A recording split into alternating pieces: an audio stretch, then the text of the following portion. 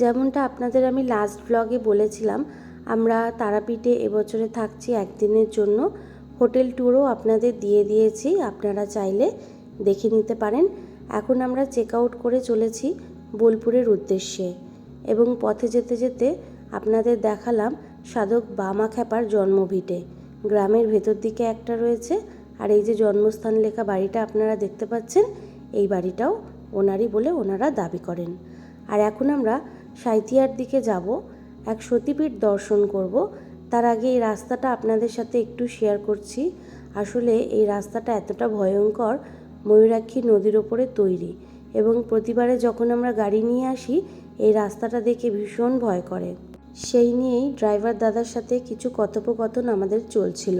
ও ওই ব্রিজটা কোন রাস্তাতে পড়বে তাহলে? এলে আরো আগে যেতে হবে। ও আচ্ছা, অনেকটা ঘুরতে হয়, 4 কিলোমিটার ঘুরতে হবে। ও তারপর ওদিকটা বাজারের জাম পড়ে গেলে আধা ঘন্টা 1 ঘন্টা লেট হয়ে যায়। এটা শর্টকাট হয়। হ্যাঁ, তো এটা সারাতে পারে তো?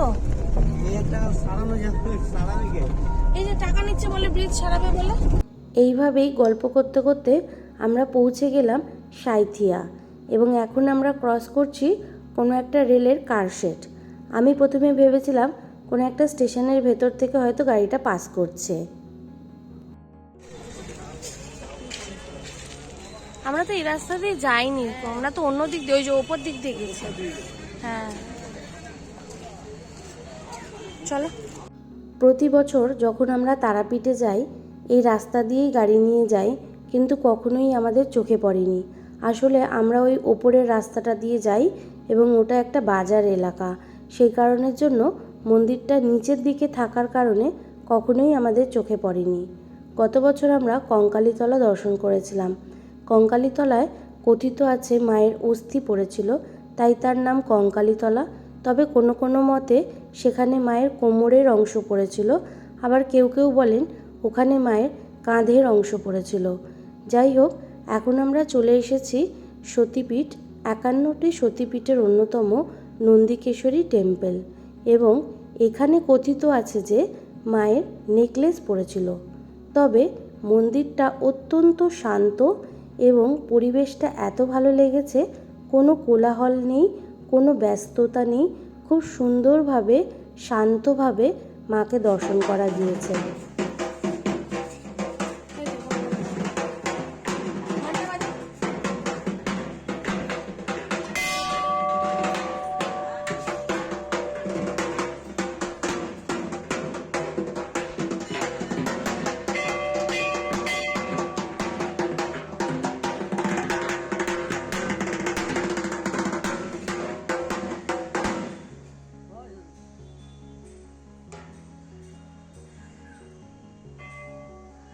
মন্দিরে ঢোকার সময় যে ঢাকিগুলোকে আপনারা দেখলেন আমাদের ওয়েলকাম করলো, তারা বেরোনোর সময়ও সবাই যখন বেরোচ্ছে সেমভাবে ওনারা বাজাচ্ছিলেন।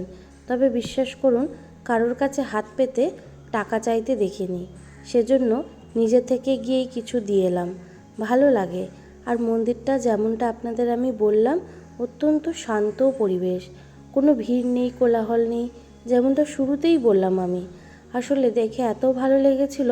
এবং এখানে শিবের মন্দির রয়েছে বেশ কয়েকটা, এবং মায়ের মূল মূর্তি কালো পাথরের তৈরি, তবে সিঁদুর দেওয়ার কারণে পাথরটা এখন লাল হয়ে গিয়েছে। মূল মন্দিরও আপনাদের দেখাবো, এখানে ক্যামেরা করা অ্যালাউ ছিল, সেই কারণের জন্য খুব সুন্দরভাবে আমি মন্দির চত্বরটা ঘুরিয়ে দেখাতে পেরেছি আপনাদের। আর এখানে রয়েছে একটা বটগাছ, বাঁধানো প্রাঙ্গণ এবং বলির জায়গা। আমি জানি না এখানে বলি দেওয়া হয় কি না, তবে জায়গাটা আমি আপনাদের দর্শন করালাম। এবং এই বটগাছকে কেন্দ্র করে সুতো বেঁধে যান ভক্তরা নিজের মনস্কামনা পূরণ করার জন্য। এরপরে আমরা মূল মন্দিরের দিকে যাব, তার আগে এই বটগাছটা সুন্দরভাবে আপনাদের ঘুরিয়ে দেখালাম। জানো যেখানে যা ঘন্টা বাজে।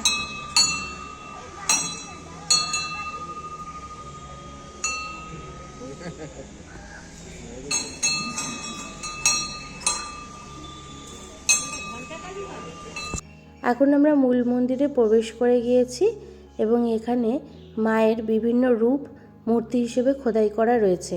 সেগুলো আপনাদের সাথে শেয়ার করলাম। এবং হঠাৎ করেই এই মন্দিরে আসা। গত বছরও কঙ্কালীতলা মায়ের কাছে গিয়েছিলাম হঠাৎ করেই। আমরা বাড়ি ফিরে আসছিলাম, আসার পথে হাজব্যান্ড একটা জায়গা থেকে ভুল টার্ন নিয়েছিল।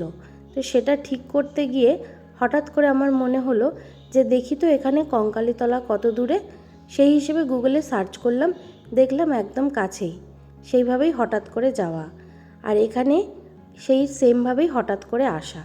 কিন্তু গত বছর আমরা বক্রেশ্বর মায়ের কাছে গিয়েছিলাম, সেখানেও কিন্তু একটা সতীপীঠ রয়েছে এবং ওখানে বলা হয় যে মায়ের কপাল এবং ভুরুর মাঝের অংশ পড়েছিল। এই দেখুন মায়ের মূল মূর্তি আপনাদের দর্শন করালাম।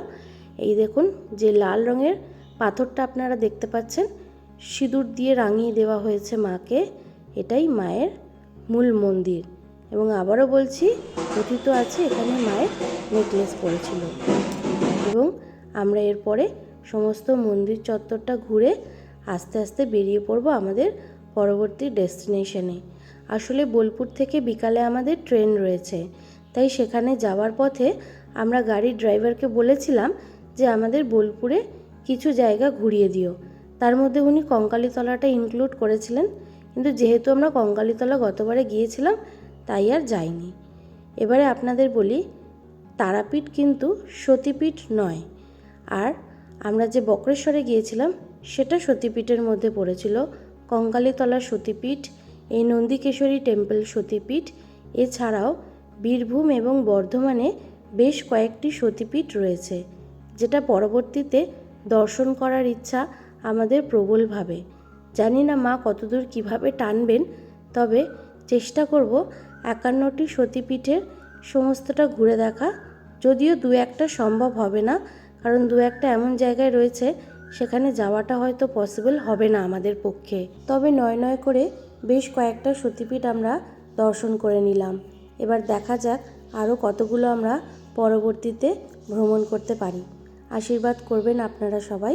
আমাদের ট্রেন রয়েছে বিকেল 6:25 বোলপুর থেকে সরাইঘাট এক্সপ্রেস। মা কামাখ্যার কাছে যাব, তার আগে এই সতীপীঠটাও দর্শন করে নিলাম। এবং এর ঠিক পরবর্তী ব্লগে আপনারা পাবেন সোনাঝুরি হাটের ডিটেলস, যাকে খোয়াই হাটও বলে। বোলপুরটা যেহেতু ভ্রমণ করতে করতে আমরা যাচ্ছি, আশা করছি সিরিজটা আপনাদের ভালো লাগছে, ব্লগগুলো আপনাদের ভালো লাগছে। ভালো থাকবেন সবাই, দেখা হচ্ছে পরবর্তী ব্লগে। Bye bye.